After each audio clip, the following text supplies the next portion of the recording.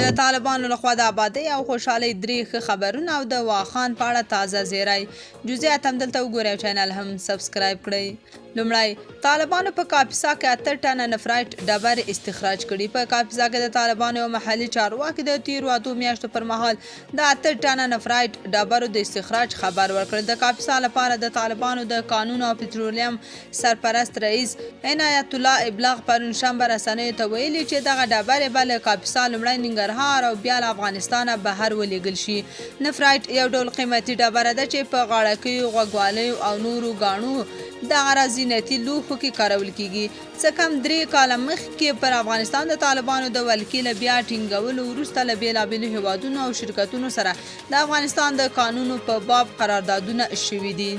دویم، طالبان وايي د واخان له لارې د چین او افغانستان نښلولو ته ژمن یو. د سرپرست حکومت اداري مرستیال په بدخشان کې د سیاحتي جاذبو کنفرانس کې وویل چې د واخان له لارې له چین سره د افغانستان نښلولو ته ژمن دي او د دې لارې پر جوړېدو به کار وکړي. نوموړي په دې غونډه کې ویلي چې د ابریشم لاره به بیا جوړوي او افغانستان به د واخان له لارې له چین سره ونښلوي. د واخان دهلیز د بدخشان په پامیر غرونو کې موقعیت لري او له شمال ختیځ څخه افغانستان له چین، تاجکستان او پاکستان سره نښلوي. دغه دهلیز د افغانستان او د چین د شیجنګ یا کاشغر سیمې ترمنځ یوازینۍ نښلېدونکې لار ده.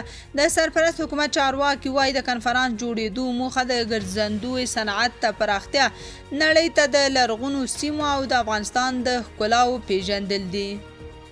دریم، د پاکستان له زندانونو 23 نور افغانان خوشي شول. کراچۍ ښار کې د افغانستان د سرپرست حکومت سرکونسل وایي چې د دغې کونسلګرۍ په هڅو د سند ایالت له زندانونو څخه د یو ماشوم په ګډون 23 تنه افغانان خوشي شوي دي. د عبدالجبار تخاري په وینا اوس مهال د سند په زندانونو کې شاوخوا 40 تنه زندانیان پاتې چې د آزادولو لپاره هڅې روانې دي.